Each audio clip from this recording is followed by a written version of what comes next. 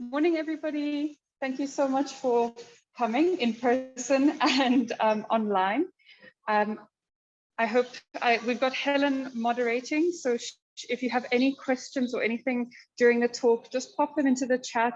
Helen will pick them up and then we'll get to a question and answer session later. But I think we're going to go ahead and start with Fillipus Sheehama giving us a little bit of an introduction, a little bit of a walkabout, and then we can get into some questions and answers. The session is being recorded, so we can share it later. So you're welcome to have your video on and off. And yes, enjoy. Thank you so much for coming this morning. Good morning, everyone. My name is Fillipus Sheehama, the artist, and I would like to take you through my creativity, the journey of the creative work that we are seeing here, and the inspiration, where I got inspiration from. I have 2 points that I wanted to talk about. We're speaking about the inspiration from for the techniques, and also the inspiration for the concept itself. I would want to start with the inspiration for the concept itself. I'm talking about the culture restoration. When we speak about Makalani, recalling of the Makalani, this have to do with the cultural knowledge that I thought we need also to develop, and the relationship of culture and the technology that we are having today is a way of development of the society. I thought of looking back to the cultural knowledge. It's also important to take further that then we bring the development into our society to lift up the living condition of the people. And we look at many ways of bringing that. And I look at the materials people have been using and how we can take it further to look into a new way of reusing them, and also how we can bring something into the society, something knowledgeable, something we can talk about. I wanted to use something that represent the people of the North, especially the women who have been using Makalani by making the vambric and sell those vambrics to be able to pay for the school fees of their own children. So for me, that it was a painful, because I thought there is. Since I started to understand also the dominance. The dominance is the society. Yes, the society. They were looking into integration of the society. The integration means to include each and everyone, so that nobody should feel left out. And this is what people, especially our leader, talking about. And I thought it's also important to be included in artwork. And this is how art can help the society to understand the plight of the people, also to understand the knowledge where how people they related to each other. So perhaps I should say also, I'm now moving into the technical part of it, where I said I was inspired by the deconstruction, and the deconstruction is a concept that was established by Jacques Derrida. Is a French philosopher, but they started with architecture, and they went further to theory, and then including also art. But they said deconstruction, they wanted to, it's a method actually, that we established to challenge the classic art of paintings and the art of drawings, traditional art. They look into how material could assist to interpret the society or to represent the society. And they said also they wanted something that look into interpretation should not only focus on a sign and the symbolics, but also the analysis of the piece of the artwork itself, the material itself, how that represents the society. And if I'm not wrong, somebody, if you have been hearing about Makalani, some people, they don't understand what Makalani is and how Makalani have been helping people in the north, perhaps. Some people, they have been using them as a staple food. I remember there was a time where at the north, when we were a child, there was a way of disciplining us. When you have or disobey, they can even punish you not to eat. But what do? We go out there, we collect macaroni, and then we eat macaroni, we drink water, we survived. And also macaroni was given to children, they eat. And nowadays people, when they were stopped not to cut wood and for prevention of deforestation, now they collect those macaroni leftover after they prepare their vambrix, and they use them as a firewood. It's also part of the society, the knowledge. And what I thought it was important is that no theory recorded about this macaroni nuts. As we said, it's a cultural part of knowledge. And then later on, I wanted to give you the definition of what culture is. I didn't understand culture myself. Sometimes I said it's not really, I'm not looking into what is right and what is not right, but as a researcher, somebody should contribute knowledge to unpack that knowledge for people to understand. It's very much important for us to understand everything. Then I look into the deconstruction itself. They said they worked with the manipulation and the dislocation and the distortion and the transformation. Now, when we speak about transformation, it's have to do with giving a new shape or a new form or a new meaning to the object. And this is what happened to the macaroni. I cut them, I opened them. I even wanted people to understand the inside of that object itself. Now the form itself has changed into a new way, and it becomes something that have a different way of reading it. And in a way, I put it together to allude to the idea of patchwork and the patterns and also structure. It constructed big parts of different way of the way we see it usually. And for me, this actually it's something that I would say it's important for me, and it's also important for the society, where people could read the object in a different way and understand it differently, that they can also reuse it, and finding something else to do with something else to do with have to do with the structure and the macaroni. Okay, I wanted to look at what other people are saying into deconstructions, and I want to cite specifically the Jack Dorid, who says the deconstruction itself, it was started in the late 20th century movement, which were only for theory, but it's also a form of semiotic analysis.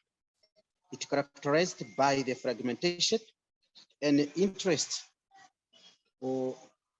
in manipulating structure and the surface, and also look into the skin and non-rectilinear shapes.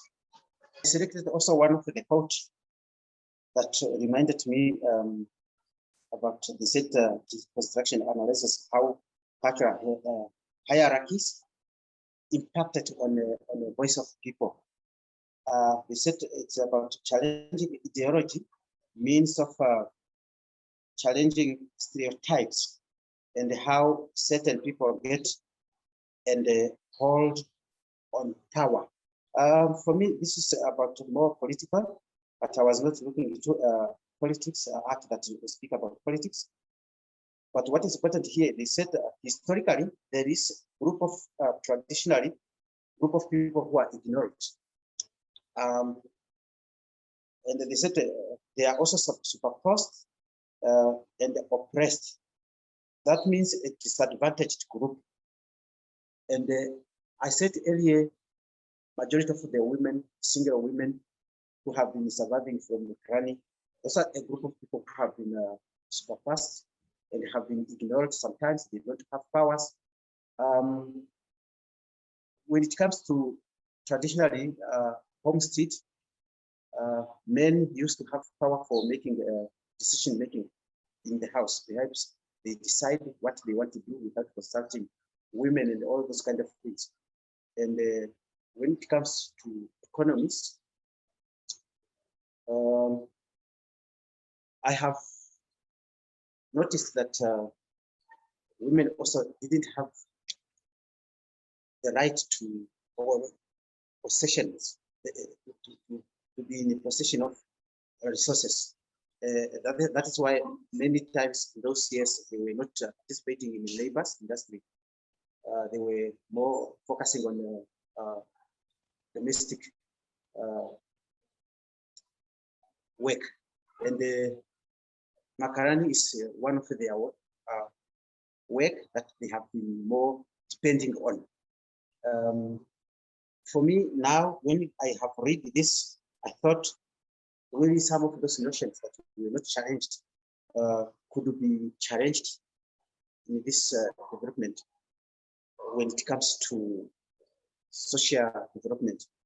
And we look into what can we do for this time? What can we do for the villages, women's? How can we introduce new, perhaps, way of teaching them how to make a living from their own handmade stuff? Could it be perhaps jewelries? Could it be art? Building carpets? We used to build those carpets. In the past, I don't see those carpets now. We are still building, constructing these baskets, but not young women doing that. Young women, they are going to schools, but some of this knowledge are not in a school system. And these are some of the things perhaps one can look at the back and see how we can bring this technical knowledge to the people so that we can teach them how to survive from their own talents. There is a lot of people they can do with these resources that we have in our societies, not only perhaps the village, but at the end, I have to say what one can do with what is that surrounded you. How can you turn what you have into the resource? These are perhaps some of the questions that we have to ask ourselves. And how can one can produce art without looking into paints? If you don't have paint, you don't have charcoal, you don't have ink that you can buy, how can you survive from or making something that you can sell without buying or spending money? These are some of the questions also. Because some of this, I have to say, the Makalani, it was picked up. Some of this also, the copper wires that I used to connect those together. It's not something that everything was not bought. Some of them collected, reuse them, and bring them to life. That's the purpose of the idea. Okay, now I wanted to go back to culture because I said I wanted to say something about the culture. I have an article that I read, and they said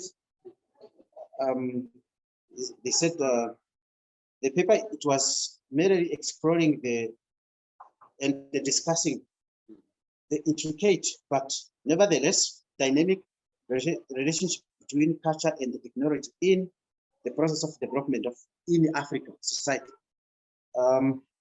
By looking to culture, they said we mean the embodiment of people's way of life, which embraces the modes and the forms of communications, constructions of reality, identity, morality, future, and also attitudes to ensure that economy and the social sustenance.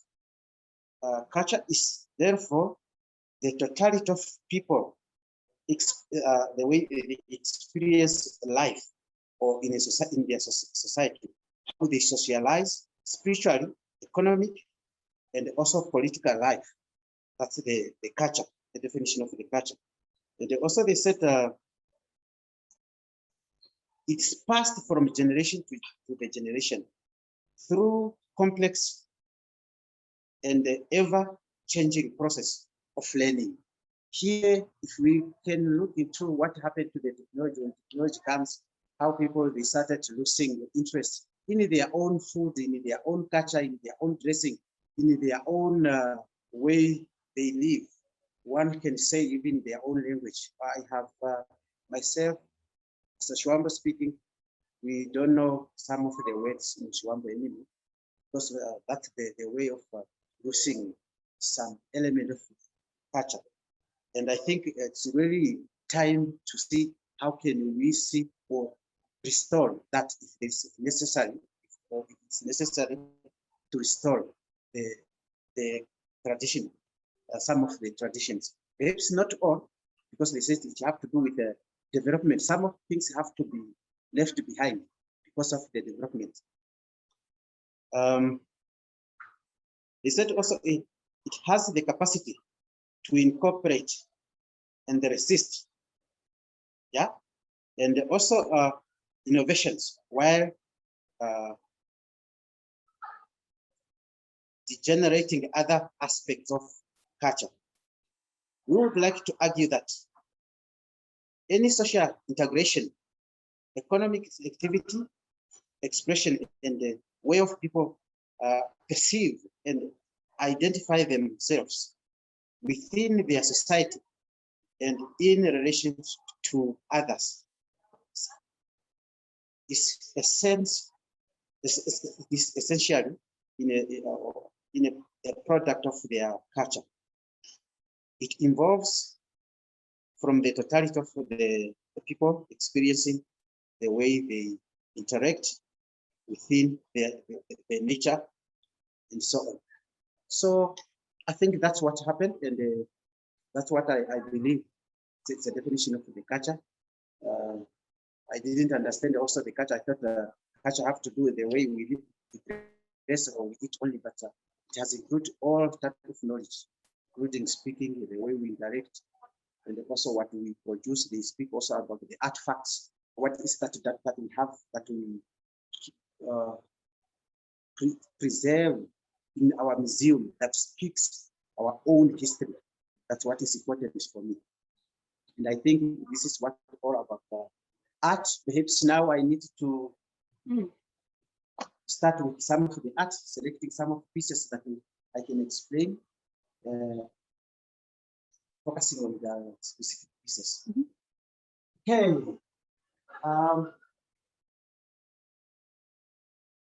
can start with the pieces here in the stage that I said I wanted to speak because I was looking to the plight of the women, the single women who have been surviving from working only on the domestic activities or their job. They cook macaroni and all this type of things, but the purpose is to transform the society, the life of their children, to become somebody important in the society. I looked at what is that can represent for women, and then when we look at the two headmasters, the women of headmaster, the women of kings, they has beautiful jewelry, and those jewelry were made specifically to symbolize the beauty and the importance, the status of the person, the importance of the person in a society. So now, looking into those, jewelry, I thought it represents the women, and that's why I wanted to choose something that represents women, that speaks about women in a different way, not in the way that it makes them to be seen unimportant, but something that can make them as an important person. And I created this giant jewelry that perhaps each and every woman can have. And the technique itself, it has to do with feminine. It speaks about women, the art. And perhaps some of the people, they would think the artwork itself, it was created by a women artist, but it's only because I wanted to represent the women.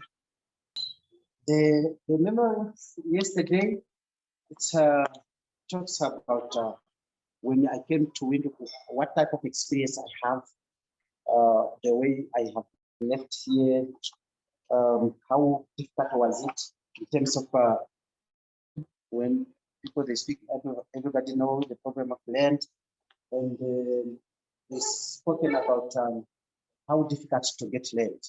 And there's so many ways and method one should go through for you to acquire when the municipality has been evicting people without giving them a notice. That's what's a pain memory of yesterday. And this is what the artwork symbolizes. Okay, this one here is about the landscape also. I wanted to speak what resources that we can get from the land. And the resources we can get from the land, we said that we can get fruits, we can grow everything. And the fruits, it's food that we get from the land. And not only fruits, but also the animals. And then the animals, we have different types of animals, and that's why I have incorporated combining the animal horns and the Makalani as a symbol of the resources of the food that we get from the land. And the object itself, when it has symbolized the control of land, the movement of the mountains and rivers and everything that we have on the land. Okay. Yes, we can.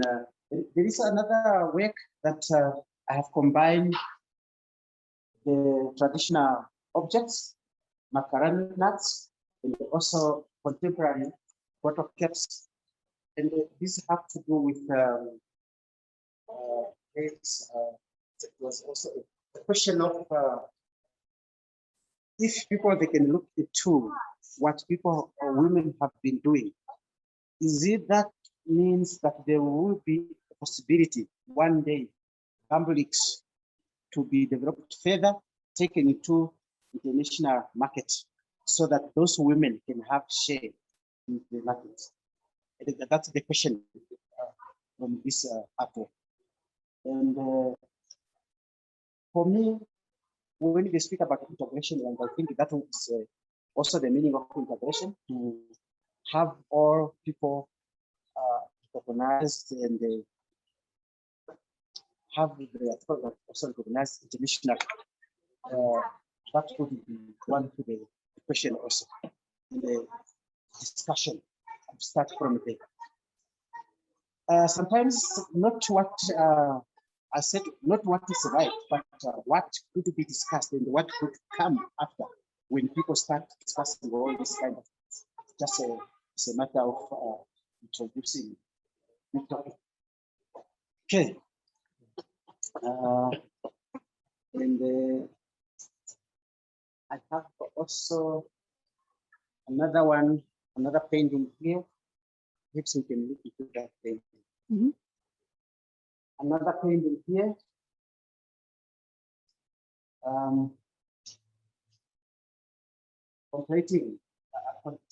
contemplating cultural restoration. So traditionally, men used to gather for knowledge gathering, discussing important things, but perhaps also men start with the different discussions how they can restore culture. The culture includes many things because it's a way of living, and we have the issue of women suffering today. Even Christian killings, it's like we said, gender-based violence to women. I mean, men start really having the men talk, finding traditionally how men used to live those days, how they have been surviving without killing women or without abusing children. That could be also a topic. And the subject there is a calabash on a center that symbolizes only the traditions, culture. But it's also combined with juxtaposed with contemporary small bowl. Object itself is not here, but this is influence from the object that was also constructed, put together, and it becomes as an artifact. Okay. Great. Thank you so much, Fillipus, and everybody that's here in person and online. If there are any questions from the online audience, you could pop them into the chat now. If anybody here has any questions, you're welcome to ask. When I look at this work, and also the other work, and this one, they are reminding me the artist called Recalling. Yes. What is your? Did you know Recalling? How he influence you or influence your artwork? Yes. I know the artist, Ghanaian, Nigerian, and then he started taking photographs, wanted to address the issue of alcohol, that he thought majority of the young or youth, they were more interested in alcohol, but not interested in living in society. But I thought of perhaps I don't have to look into what you have done already. Mine was about perceptions, what we consume, and looking into the background of what is that for the origin of our what materials that I have. How can I use that material to represent me, to speak about me? Because I want to have something that related to me, or I can relate myself to. It's for that reason I started moving away from using only photo caps only. I did not want it only to introduce the concept of consumption, also to include element of culture. So when I look into Anna's work, and then I look into Herrero's fabrics, how they started with patchwork. And I think those are two elements also that has inspired me. And what I didn't understand is only that the concept itself started many years ago. It started with also a deconstruction, where people started dislocating, transforming, and distorting and manipulating those, studying those forms, and trying to study also shapes, trying to come up with new shapes and so on. For me, I think, of course, everyone has inspired or has more influence in my work. There are so many artists I think I looked at that has inspired me. Mm. And another question, I don't know whether it's a question or if it's a contribution. In connection with Makalani, I am sure that maybe long time ago, your community was not really using the Makalani for Ovambolika. It was only used for food and for dolls. The dolls, but it sounds like this technique was introduced from Angola by Umbrella. Yeah. Yes, when the Umbrella came here and they started to make Ovambolika, I think with Embe, and later, I don't know how our people came up with taking the outer layer of the Ondunga and fermented it, and out of that they make the Ovambolika. Did you go on with that little history? Is it true that that technique was from Angola? That technique of making the Ovambolika? Perhaps the reason why they are saying that because we never had much aim here. Yeah. Now, engagement and assisting each other. Mm-hmm. Thank you so much. It's interesting that you're talking about the process that needs to be done, you know, all of the labor-intensive process that we're talking about, that a lot of women end up having to do to ferment and cook with the Makalani. And I wondered if we could talk a little bit about the labor you put into these artworks, because it's such a big process. And maybe we can I'll take the video a bit closer, and maybe you can talk about just the process that you have to go through. For example, with this one, to connect them, you know, it's a lot of work. Yes. What I learned, I think there's something also I should say. I have learned something which have to do with one have to be patient. If there is something that you want to achieve, there must be focus and the determination. So you have to know that what you are going to do it might take time. Sometimes you are not sure whether it's going to work or not. And I thought, okay, this is what I wanted to show. The exploration started with cutting. First, I think before I started doing cutting, I wanted to see how can I make this a giant piece from Makalani. And then as I went further, looking into what other materials can I use, like we have these small wires that I have used, and how am I going to cut them? What am I going to use to drill to make those holes? Yeah. First, I started with thinking and I put those ideas together, and then we started cutting them. Cutting them one by one, you have to use a drill, and at that time we were using a big drill, not a drill, but a grinder.